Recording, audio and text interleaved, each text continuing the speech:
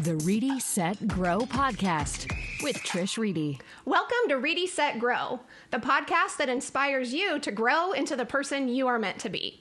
I'm your host, Trish Reedy. I'm a local mortgage lender, and I love our Kansas City community. So I want to introduce you, our listeners, to some people in our community that inspire me and inspire those who know them. Today, our guest is Alex Owens. Hello. Alex, thanks for being here. Thanks for having me. It's so great to see you, and I'm so excited to have you share your story with all of us. Well, thank you. I'm so happy to be here, and it's good to see you in person. In person, right? So Alex is a local real estate agent, but that's not how her journey began. Tell us a little bit about that, Alex. No. So I actually started as a news producer for Channel 4 right here in Kansas City out of college. So I went to Mizzou, was a broadcast journalism major, utilized that degree.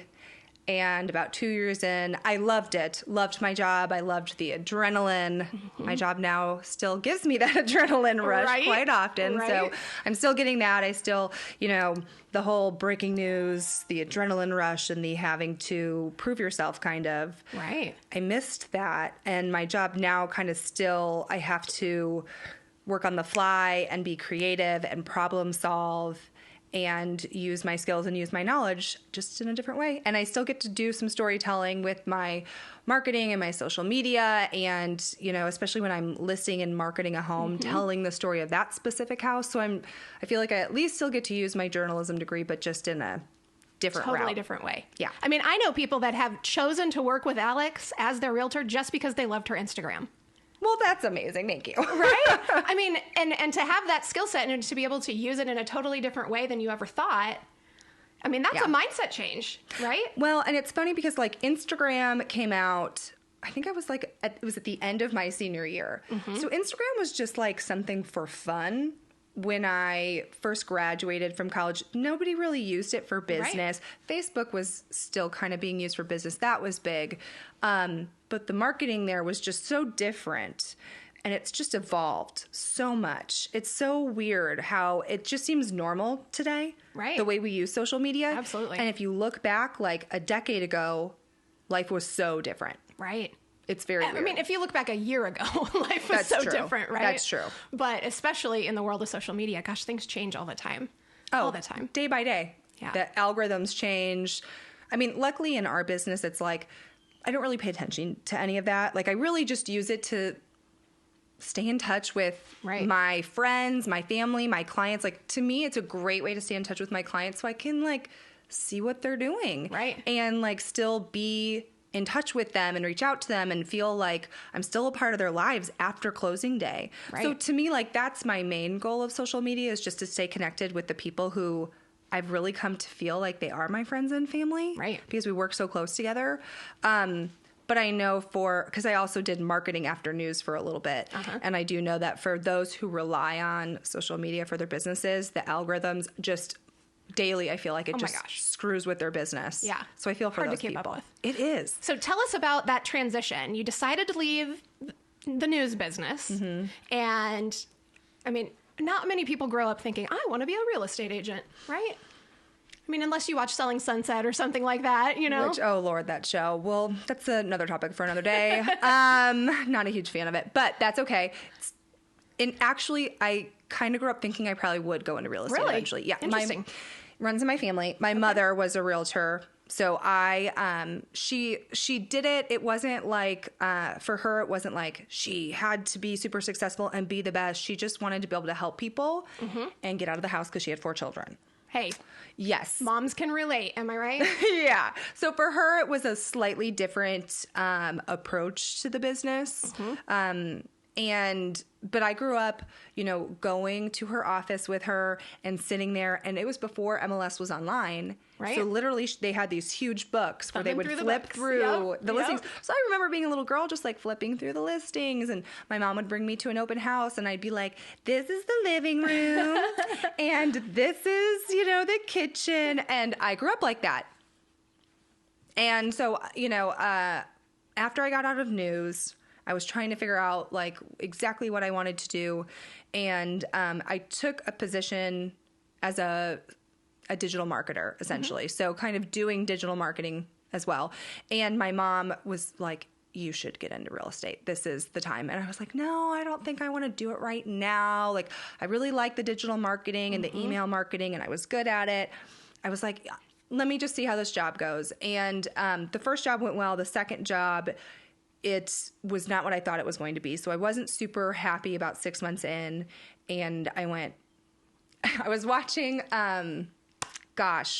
Fixer Upper with Chip and Joanna. Of course, right? So I'm watching Fixer Upper, and the song by Johnny Swim comes on. And I think I was like sitting there thinking one night, and I'm like, what do I really want to do with my life? Like, I didn't feel fully fulfilled. Yeah. I felt like my potential was not being utilized to its fullest. I felt like something was missing. I knew I wanted to help people. I knew I liked telling stories. I knew I liked homes, and like everybody says that, like, oh, I love looking at homes, but it wasn't just like I like looking at homes. It was truly like I felt like I wanted to be able to use the skills that I had to help people in another way, and it just clicked, and I was like, oh yeah, okay, this is my calling. This is what I need to go do. Right.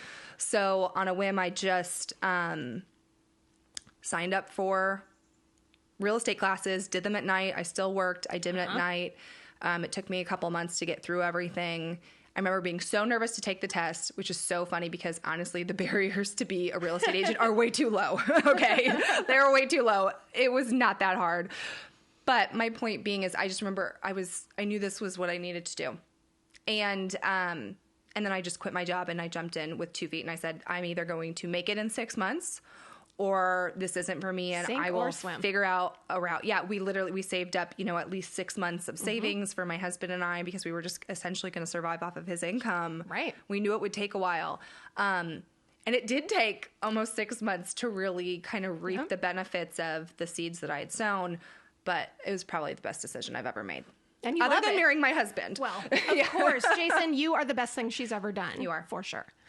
But it wasn't really sink or swim. Like, you really went out there and you succeeded right away.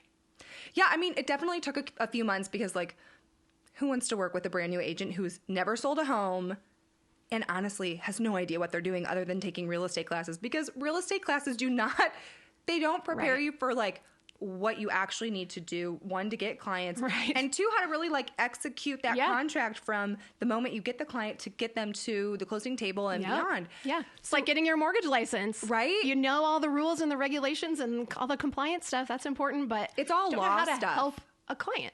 Yes, exactly. And so it's very much like you have to learn as you go. And so I just kind of like jumped in, and I was so fortunate. Like, another one of the best decisions I've ever made was joining Kristen Malfer and her team. Right. And, she's been like a mentor to me.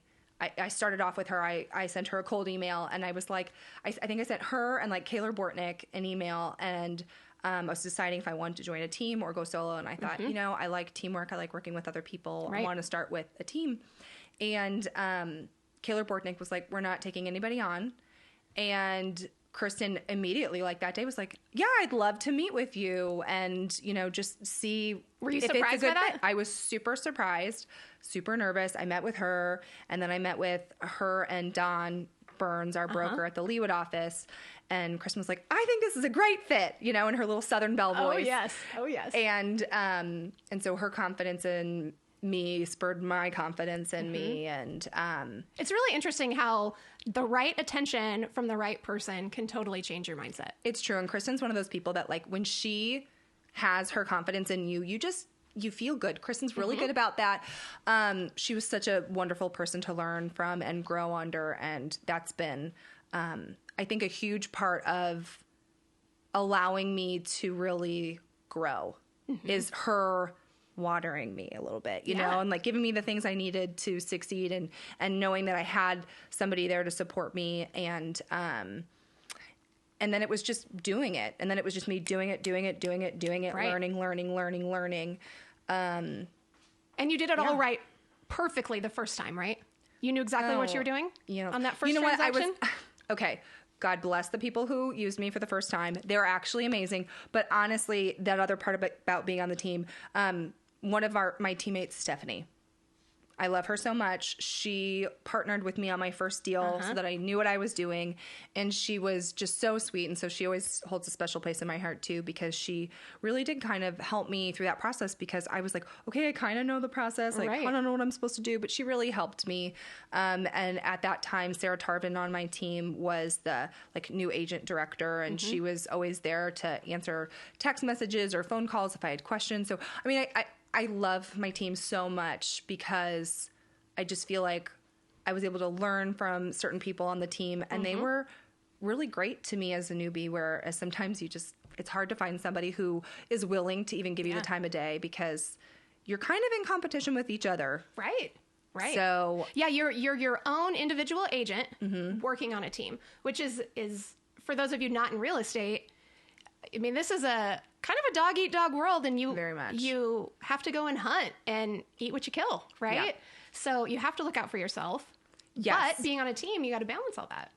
We all work together, and we all technically can represent each other's, clients if need be, but we all represent our own clients. And occasionally we'll like split a client if we're like, okay, you know what, we really need to bring somebody else on to serve this client. So sometimes we'll do that. And, I've got an assistant now, Israel, who helps me a lot with a lot of my clients. And then occasionally I'll bring somebody else on too, to help me with some stuff, on specific clients. But I mean, yes, that team is awesome.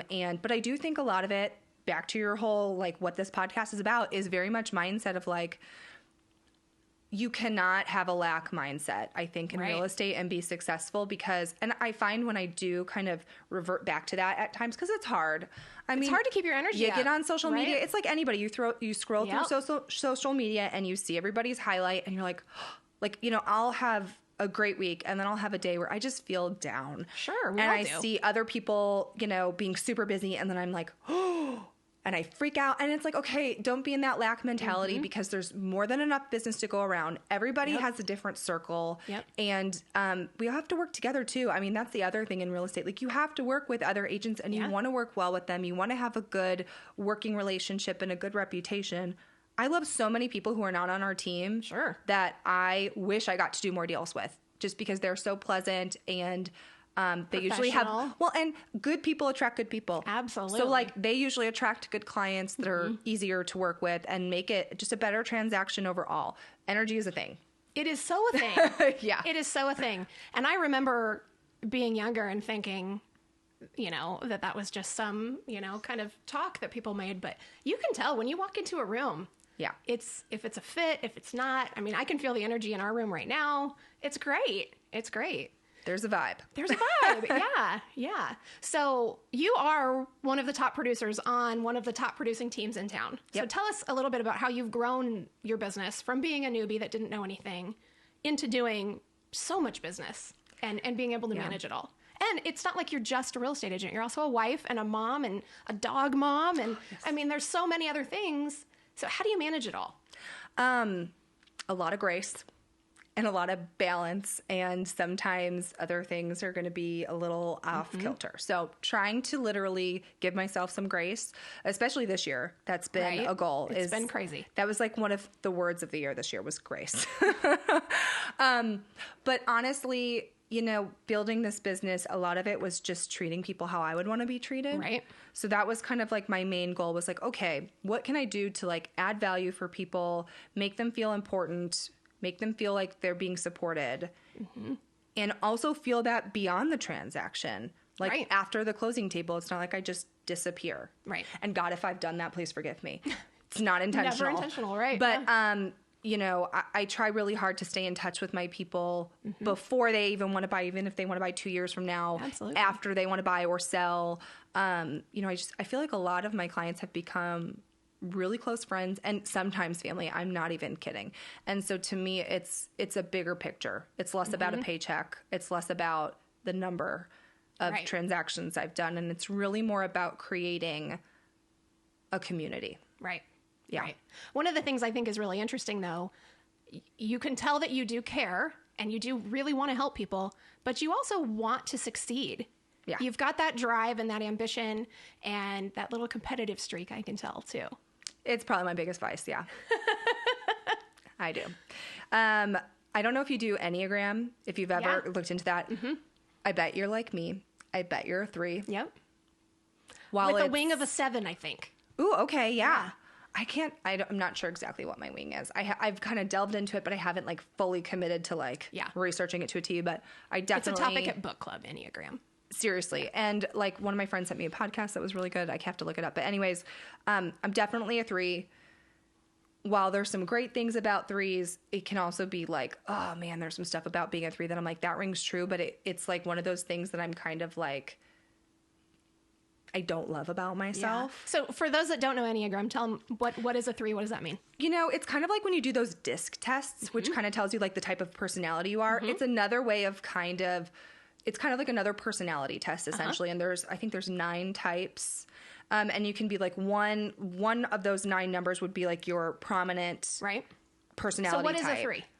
A 3 is like super outgoing, very social, but can be highly competitive. And I'm not like a super vain person, but they can be very vain. And I think I can be kind of vain in terms of like my business, I guess. So image is important.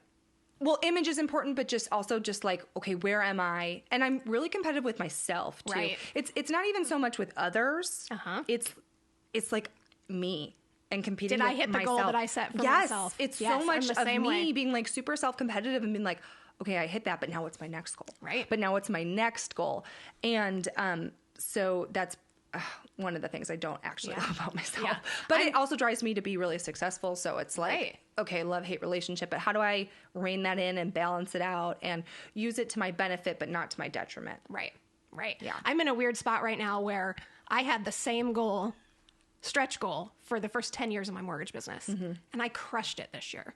Yay! Which is amazing. And I'm so super excited. But now it's like, well, what's the next goal? How do I know what to set? Because this was the stretch goal for so long. Yeah. And now, man. Yeah. And I don't know about you, but like this year too, this was my best year ever. And I crushed my goal. Whoa, so cool. But now I'm like, okay, but like, what do I do next year? And I'm getting anxious already for next year. And I'm like, what do I even say? Was this a fluke? But every year I've said that, right? Yes. Every year I've done better. I've set a higher goal. I've crushed it. But then I'm like, well, what if this year's a fluke? And so now I'm starting to get a little bit more confidence in myself and being like, this is not a fluke. Like I have skills. Well, right?